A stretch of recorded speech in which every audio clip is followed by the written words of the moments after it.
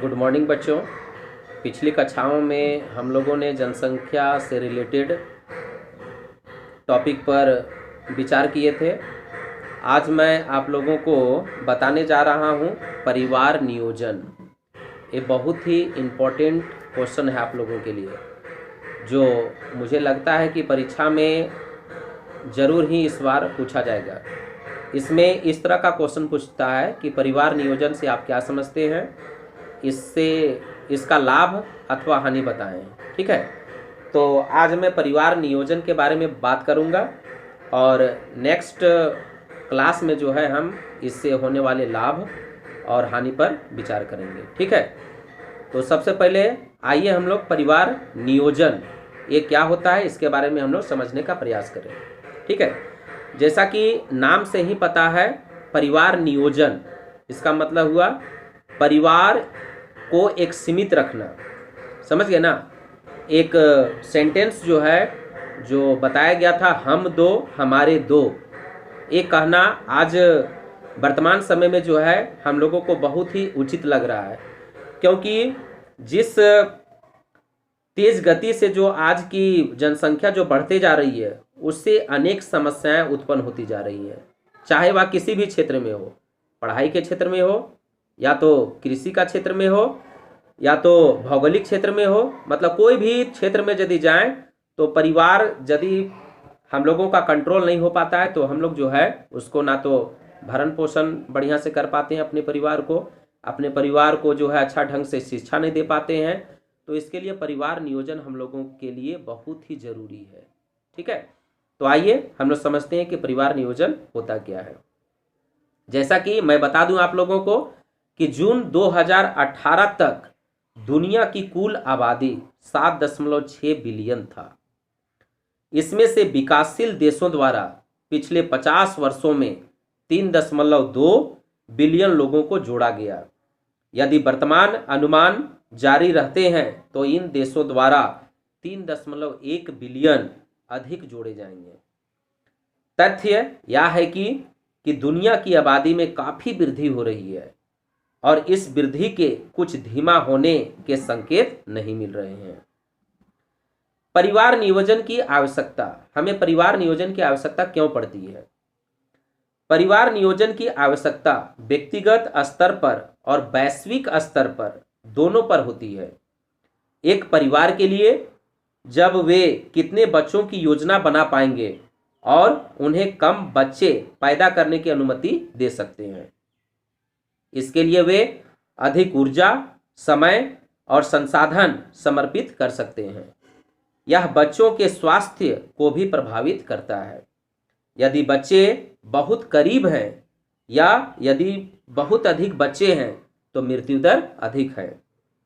एक देश के लिए बढ़ती आबादी अपने प्राकृतिक और निर्मित संसाधनों पर बहुत दबाव डालती है। बढ़ती जनसंख्या को आवास देना, लोगों को शिक्षित करना, स्वास्थ्य सेवा करना और रोजगार प्रदान करना, ये सभी कारक बेहद चुनौतीपूर्ण हो जाते हैं जब आबादी तेजी से बढ़ती है।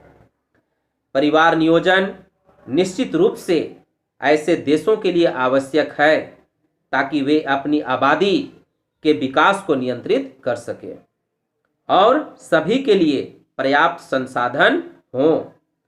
पर्यावरणीय दबाव भी कम हो जाता है जब जनसंख्या वृद्धि धीमी हो जाती हो, क्योंकि प्राकृतिक संसाधनों की मांग कम हो जाती है। अतः परिवार नियोजन की आवश्यकता व्यक्तिगत और विश्वव्यापी दोनों स्तरों पर होती है। वहां जाने के लिए पर्याप्त संसाधन नहीं है और वहां क्या संसाधन समान रूप से वितरित नहीं किए गए हैं, इसलिए यह पूरी तरह से आवश्यक है कि सभी परिवार नियोजन और इससे होने वाले लाभों के बारे में शिक्षित किया जा सके। 20वीं शताब्दी तक लोग, विशेष रूप से महिलाएं, केवल परिवार नियोजन के समय भाग्य या प्रार्थना पर भरोसा कर सकती थी। जिन लोगों को बच्चे चाहिए थे उनके पास हमेशा नहीं होते थे। जो लोग बहुत अधिक बच्चे नहीं चाहते थे या वे आगे भी बच्चे पैदा करने चाहते थे, वे इसे पूरा करने के लिए कुछ नहीं कर सकते थे। जन्म नियंत्रण के लिए एकमात्र विश्वसनीय तरीका संयम था, एक ऐसी विधि जो सभी के लिए अपील नहीं करती थी। अब हालांकि कई अलग अलग परिवार नियोजन के तरीके उपलब्ध हैं और इस उपलब्धता ने लोगों के जीवन में महत्वपूर्ण बदलाव भी किए हैं। परिवार नियोजन का उद्देश्य क्या है? हम लोग क्यों जो है परिवार नियोजन करना चाहते हैं? इसका क्या उद्देश्य है, क्या कारण है? इसके बारे में अब हम लोग थोड़ा सा चर्चा करते हैं। परिवार नियोजन किसी के जीवन के कई अलग अलग पहलुओं को प्रभावित करता है। दो प्रमुख हैं, वित्त और स्वास्थ्य। सबसे पहले परिवार नियोजन के तरीकों के लिए धन्यवाद। जोड़े तय कर सकते हैं कि वे कब बच्चे पैदा करने की वित्तीय स्थिति में हैं।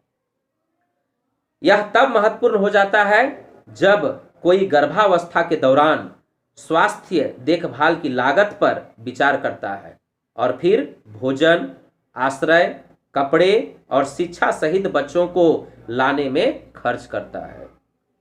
जन्म नियंत्रण जोड़ों को यह तय करने की अनुमति देता है कि वे कब इन लागतों को वहन करने के लिए तैयार हैं।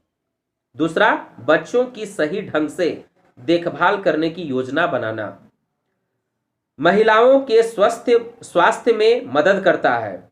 USAID या United states agency for international development के अनुसार यदि मां ने 2 साल से कम या 5 साल से अधिक की उम्र के बच्चों को जन्म दिया है तो मां और बच्चे दोनों की सेहत पर असर पड़ सकता है। परिवार नियोजन केवल व्यक्तिगत परिवारों के लिए महत्वपूर्ण नहीं है, यह देशों और दुनिया के लिए भी महत्वपूर्ण मानी जाती है। आज हम जिन सबसे बड़ी समस्याओं का सामना कर रहे हैं उनमें से एक है अत्यधिक जनसंख्या। हमारे पास एक वैश्विक आबादी है जो हमारे लिए उपलब्ध संसाधनों से अधिक है। परिवार नियोजन जनसंख्या की वृद्धि दर को नीचे लाने में मदद करता है ताकि हमारे संसाधनों पर बोझ अगर बिल्कुल आसान नहीं हो तो कम से कम नहीं बढ़े। चीन की एक बाल नीति और भारत की 2 बाल नीति उन देशों के उदाहरण हैं जो अपनी आबादी को नियंत्रित करने के लिए परिवार नियोजन के तरीकों का उपयोग कर रहे हैं। पिछली शताब्दी के बाद से परिवार नियोजन के तरीके वास्तव में अपने में आ गए हैं, जहां एक बार संयम या सुनिश्चित करने का एकमात्र तरीका था कि कोई गर्भावस्था नहीं होगी। परिवार नियोजन के तरीके इन दिनों पुरुषों और महिलाओं को स्वस्थ यौन जीवन रखने की अनुमति देते हैं और बच्चे तभी होते हैं जब वे उस प्रतिबद्धता के लिए तैयार होते हैं। बच्चों, आज हम लोग परिवार नियोजन के बारे में जाने। अब कल का क्लास जो है हम लोग करेंगे परिवार नियोजन से होने वाले लाभ और हानि के बारे में। धन्यवाद।